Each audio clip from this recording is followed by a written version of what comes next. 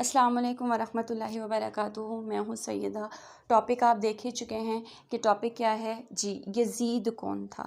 تو یزید کون تھا اور اس کا اور حضرت حسین علیہ السلام کا کیا تقاضا تھا، کیوں تقاضا ہوا، کیا پرابلم تھی کہ جس کی وجہ سے اتنا سارا کچھ ہوا کہ اس نے آل رسول کو ذبح کروایا، اس ملعون نے آل رسول کو ذبح کروایا۔ آخر یہ چاہتا کیا تھا؟ تو ایک نظر ہم تھوڑی سی تاریخ پہ ڈالتے ہیں تو ہمیں پتہ چلتا ہے کہ 25 ہجری میں یہ یزید جو ہے امیر معاویہ کے گھر پیدا ہوا۔ بہت ہی بد شکلہ، بہت ہی اس کی بد اخلاق، بہت بدتمیز، بہت زیادہ فاجر، بہت فاسق، بہت منافق، بہت زیادہ بدتمیز قسم کا یہ انسان تھا، اور یہ ایسی ایسی شرارتیں کیا کرتا تھا کہ اس کی شرارتوں سے شیطان بھی شرما جایا کرتا تھا کہ یہ اتنا شرارتی اور یہ اتنا بدتمیز تھا۔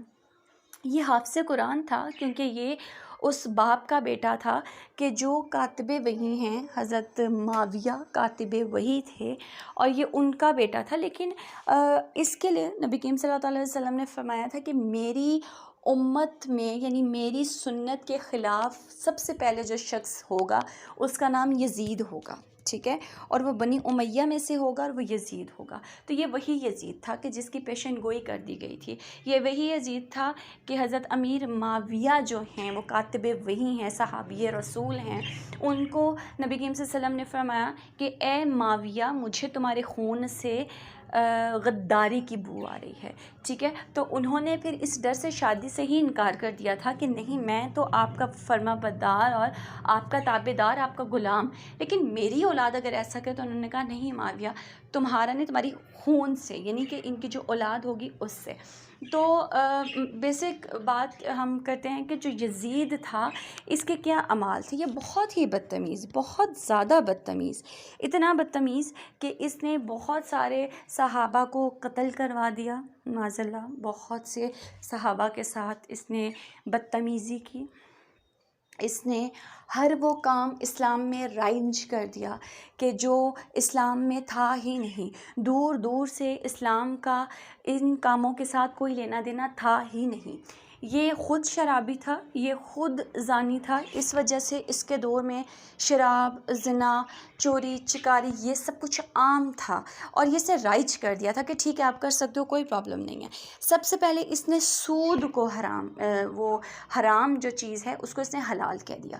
اس نے کہا کہ سود ٹھیک ہے، آپ کھا سکتے ہو، کوئی مسئلہ نہیں ہے، سود کو اس نے رائج کر دیا۔ پھر اس نے کیا کیا کہ اس نے محرمات کے وہ محرمات کے جو ہم اگر 5ویں پارے میں چلے جائیں اور 4تھے پارے سے سورہ نساء سے سٹارٹ کریں تو سورہ نساء میں رب کائنات نے ہمیں بہت ہی واضح الفاظ میں بتا دیا کہ کیا رشتے حرام ہیں، کون سے رشتے حلال ہیں، کن کے ساتھ نکاح جائز ہے، کن کے ساتھ نکاح جائز نہیں ہے، کن کے ساتھ قیامت تک نکاح جائز نہیں ہے۔ تو وہ رشتے کے جو اللہ نے حرام کہے اس نے حلال کر دیا۔ اس نے کہا کہ آپ اپنی پھوپھی، تائی، چاچی، مامیوں کے ساتھ نکاح کر سکتے ہیں، یہ جائز ہو گیا، ٹھیک ہے۔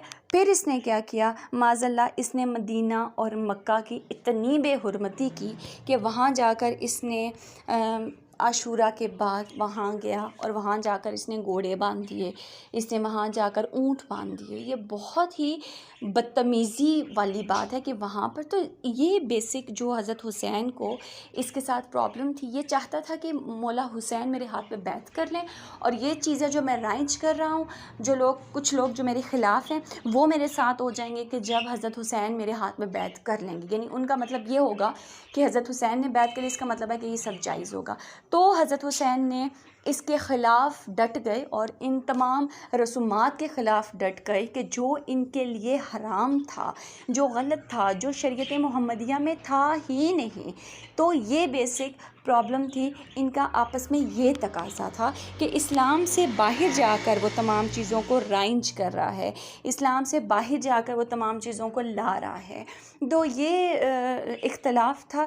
تو حسینی ہونے کے ناطے سے اگر ہم حسینی ہونا چاہتے ہیں تو ہر دور میں ایک یزید ہوتا ہے، ایک ایسا یزید ہوتا ہے کہ جو چیزیں وہ نکالتا ہے وہ دین محمدیہ میں، یہ شریعت محمدیہ میں وہ نہیں ہوتی ہیں۔ تو ہمیں حسینی ہونے کے ناطے سے ہر دور کے یزید کے آگے ڈٹ جانے کا نام حسینی ہے، ٹھیک ہے، حسینی یہ ہے۔ تو مولا حسین پر لاکھوں کروڑوں برکتیں، لاکھوں کروڑوں درود و سلام۔ تو یہ آج تھوڑا سا ان کی اختلافات میں نے آپ کو بیان کیا، تو اپنا بہت خیال رکھیے گا، انشاءاللہ